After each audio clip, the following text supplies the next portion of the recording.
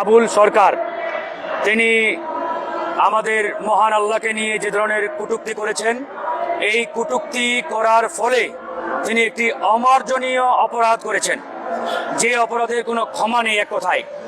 আসলে দেখেন, আমরা গণ অধিকার পরিষদ সবসময় মুক্ত স্বাধীনতায় বিশ্বাসী, বাক স্বাধীনতায় বিশ্বাসী। আমরা মনে করি যে একটি গণতান্ত্রিক বাংলাদেশ বিনির্মাণ করতে হলে কোনোভাবেই জনগণের বাক স্বাধীনতার উপরে হস্তক্ষেপ করা যাবে না, হস্তক্ষেপ করার কোনো সুযোগ নেই।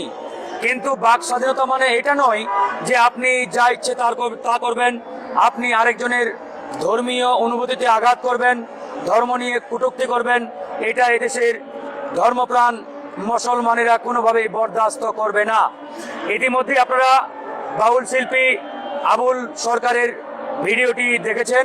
সেই ভিডিওটি দেখে আপনার মধ্যে যদি ইমানিত্বের ন্যূনতম রক্ত প্রবাহিত হয়, মুসলমানিত্বের রক্ত প্রবাহিত হয়, আপনার স্থির থাকার কোনো কথা নয়।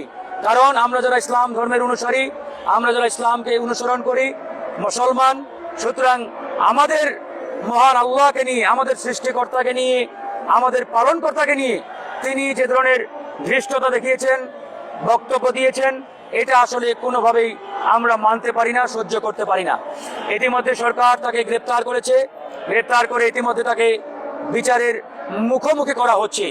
কিন্তু আসলে আমি অবাক হয়ে যাই যে বাংলাদেশে কিছু তথাকথিত সংগঠন, কিছু রাজনৈতিক ব্যক্তি, আবারও দেখলাম বাউলদের কিছু শিল্পী সংগঠন, তারা আসলে তার মুক্তির জন্য রাজপথে, প্রেস ক্লাবে, শহীদ মিনারে, শাহবাগে আন্দোলন করছে। এমনকি আমি দেখলাম বাংলাদেশের আমাদের অনেকেরই শ্রদ্ধাভাজন ব্যক্তিত্ব ফরহাদ মাজার সাহেব, তিনিও দেখলাম এই বাউল শিল্পীর মুক্তির দাবিতে প্রেস ক্লাবের সামনে এসে আন্দোলন করছেন। আমি ফরহাদ ভাইয়ের প্রতি আহ্বান জানাবো, ফরহাদ ভাই, আপনি কি জানেন না এই বাউল শিল্পী সরাসরি আল্লাহকে নিয়ে যে ধরনের কুরুচিপূর্ণ বক্তব্য দিয়েছেন, এই বক্তব্যের পরেও আপনি ফরহাদ মাজার কিভাবে তার মুক্তির দাবিতে রাজপথে নামতে পারেন আমার বুঝে আসে না।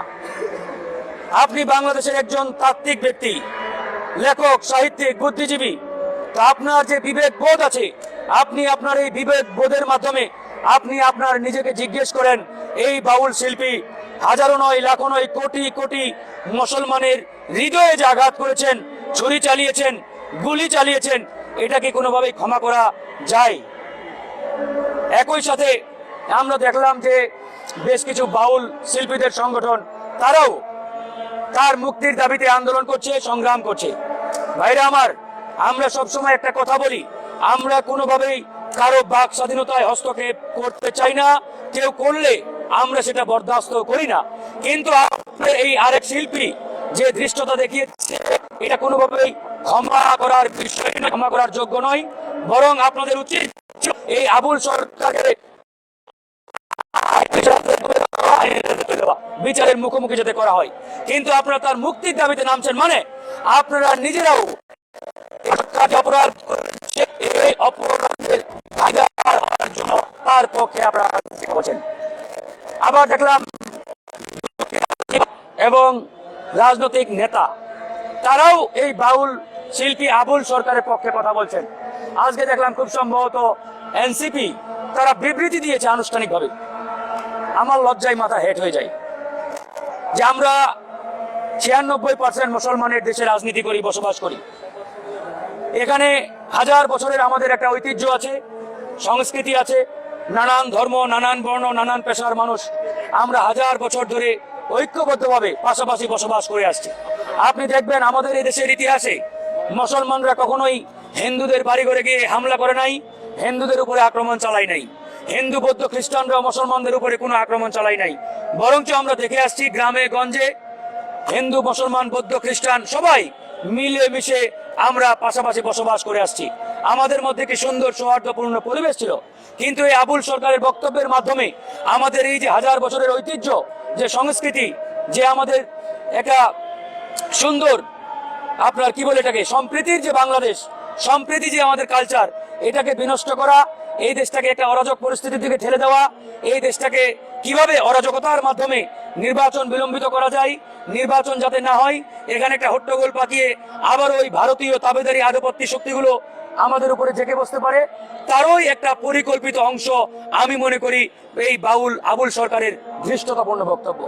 বাউল সরকার যেটি বলেছে এটাকে নিছক শুধু একটা বক্তব্য বা কথা, এটা বলার কোনো সুযোগ নেই, কোনো কারণ নেই। আমি স্পষ্ট করে বলি, এটা পুরোপুরি একটি ভিনদেশি চক্রান্ত, একটি ভারতীয় চক্রান্ত, ভারতীয় রয়ের একটি পরিকল্পনা। ভারত কি চাই? ভারত চাই যাতে ফেব্রুয়ারিতে নির্বাচনটা না হয়। ভারত চাই যথাসময়ে নির্বাচন না হয়।